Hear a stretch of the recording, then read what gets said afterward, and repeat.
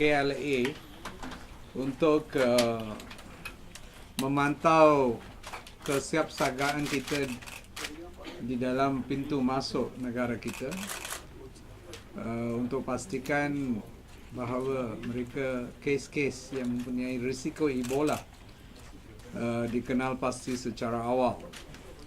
Dan seperti tadi kita dah lihat, yang first level itu ialah thermal scanner, ya, di mana kalau sesiapa yang masuk di dalam kawasan itu, kerana kawasan itu ialah tempat di mana semua orang datang daripada mana-mana pintu pun kena melalui tempat itu sebelum keluar.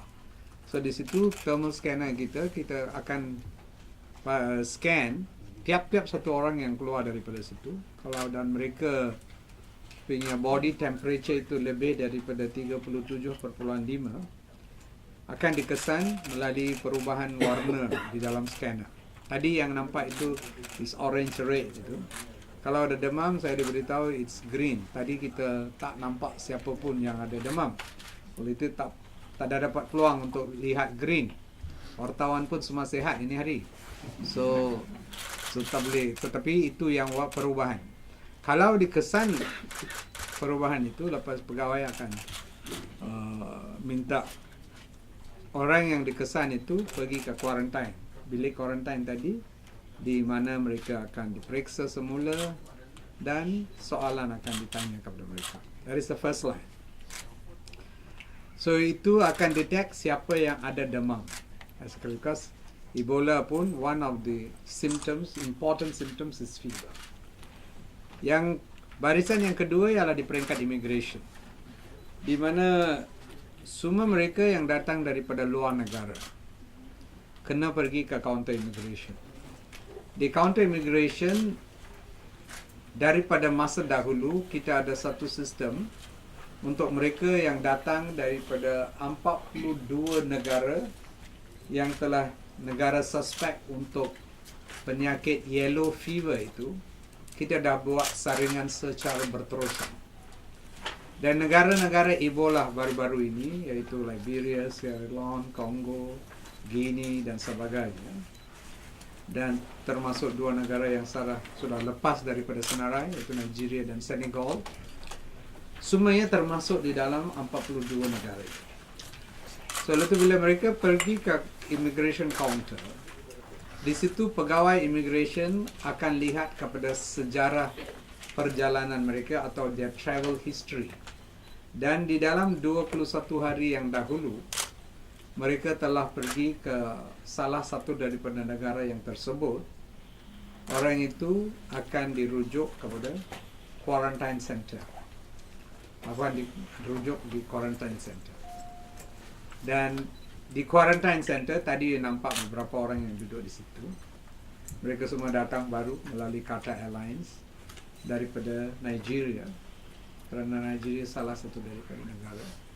Mereka semua akan belajar di negara kita. They are coming as students. But they don't have any symptoms. That we will do the normal routine screening. Okay? Sebelum mereka akan dilepas. So di situ further screening will be done. And everything is okay, they will be sent back. If there is a history, kalau ada sejarah mereka ada berdepan dengan orang yang mempunyai Ebola, atau ada contact dengan orang yang ada Ebola, atau kalau ada risiko yang tinggi, kita akan lihat daripada sejarah history mereka dan membuat keputusan bahawa is it an Ebola contact.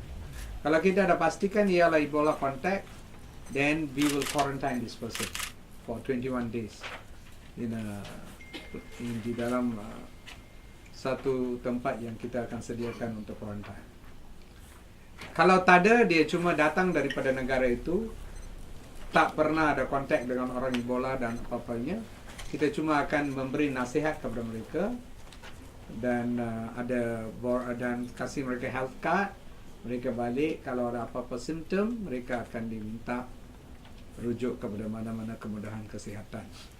Dan untuk mereka yang datang daripada negara-negara tersebut, maklumat itu kita akan simpan dengan Kementerian Kesihatan dan melalui pejabat kesihatan daerah, we will still keep constant contact with them for 21 days post arrival to make sure they are symptom free after that.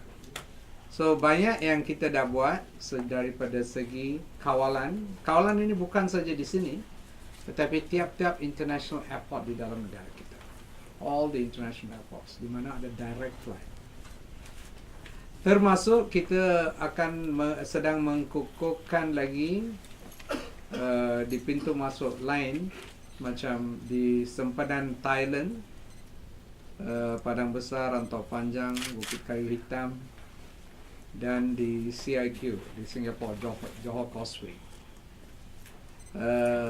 Banyak orang pergi ke Singapura lepas itu masuk ke dalam negara kita, tetapi kerana di Singapura pun di Changi Airport dan pintu masuk mereka pun menggunakan sistem yang sama. Oleh itu mereka akan mengesan siapa-siapa yang datang daripada negara itu di pintu masuk mereka. So that will help us in protecting so that when they won't be able to come here. So ini adalah langkah-langkah yang telah diambil oleh kerajaan untuk pastikan bahawa the screening of people arriving from those countries supaya kita boleh mengesan mereka secara awal dan ambil tindakan untuk pastikan untuk mengawal penularan penyakit ini di dalam negara kita. Okey, ada apa-apa soalan?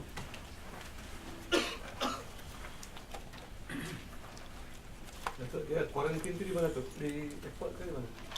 No, 21 days quarantine we'll do outside. We are thinking of doing it in a special ward in Sungai Buloh Hospital. Sungai Buloh. Datuk, adakah screening ni ada simptom Ebola sama ada demam ataupun jerit-jerit, dia yang akan dihantar di hospital Sungai Buloh on time juga ke macam mana? Kalau mereka datang daripada negara yang ada Ebola dan mempunyai simptom macam demam, ceret-berit dan semua, then kita akan anggap kemungkinan mereka ada penyakit ini dan hantar ke Sungai Buloh. Tapi ini bukan, they are not confirmed yet. This is an interim period. For this interim period, kita telah mengenal pastikan 21 hospital di seluruh negara. Seluruh negara we have 21 hospitals. Walaupun di sini, here we will send directly to Sungai Buloh. But you are in Penang or it will be sent to the nearest hospital there. Then di hospital itu mereka akan buat pemeriksaan dan buat blood test and all that. Kalau not confirmed, mungkin dia ada demam biasa, viral fever, akan dinasihat and then they will be allowed to go. Tapi ada confirm positive, then akan dirujuk ke Sungai Buloh untuk mendapat rawatan selanjutan. Kalau di dalam Semenanjung, kalau di Sabah, kepada Hospital Queen Elizabeth di Kota Kinabalu, di Kuching, di Sarawak, kepada Hospital Besar Kuching. So itu 3 tempat di mana kita akan merawati patient yang confirmed. Yang suspect, pemeriksaan dan blood testing will be done in the nearest 21 hospitals which you identified. Okay? Datuk, before ni kata ada plan strategik daripada kementerian. Adakah ini sebahagian daripada plan strategik? Ini semualah plan strategik. Ada plan lain? Plan lain itu kalau ada case di hospital semua, itu memang kita ada training sedang berlaku, nurse sedang belajar macam mana pakai gaun, buka gaun dan perkara-perkara itu that we are continuing training.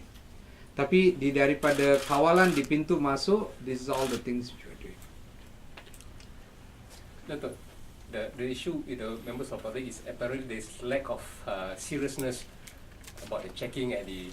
Yeah, I've told our doctors here, the head of he's there, Dr. Azmi, and we have told them that take note of those concerns and make sure 24 hours there must be people monitoring the scanners and other things. So we take note of that and we'll make sure that this is addressed.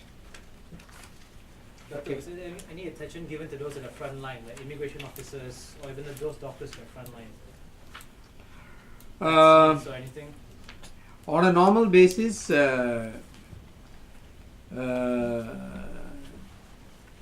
if there is fever, they are detected with fever, they go to quarantine our doctors have got adequate protection to protect themselves, right?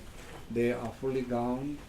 They manage the person with all the infection protocols put into line. Okay, kalau sudah demam. Okay, yang tak demam datang ke immigration counter, the risk is very, very low that they are going to actually pass the disease. But so they will follow the normal immunization protocols which we have. You know, Ebola, there's no immunization. So,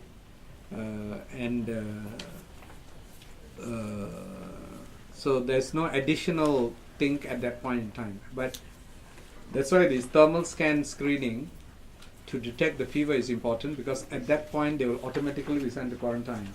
So from quarantine, of course, they will be treated as a possible infection, and all precautions will be taken.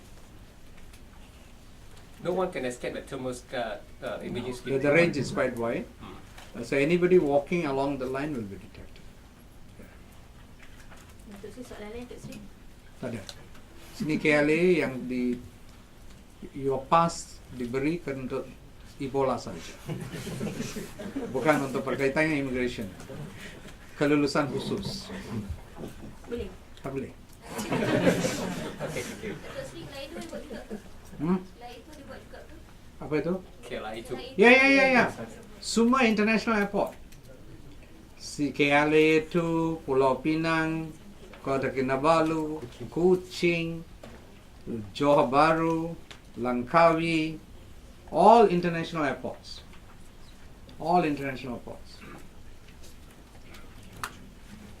Datuk So, okay, Datuk Sri, nak tanya mengenai dakwaan ada tepung beracun dalam pasaran. Betul, besok you tanya. Besok. Ini hari ini saja. Ha? Can we ask whether or not more doctors are actually stepping up to go to West Africa? On a voluntary basis, those who have gone, I think one or two have gone through the Borders Without Doctors movement. So far, nobody has approached us on wanting to go. If they are volunteers who want to go, then we will give them all the counseling, advice, and education, and how they have to take care of themselves if they go there. That is the situation now. Are NGOs being urged to step up? Well, it's up to them to make the decision. Okay, thank you. Okay, terima kasih. Request,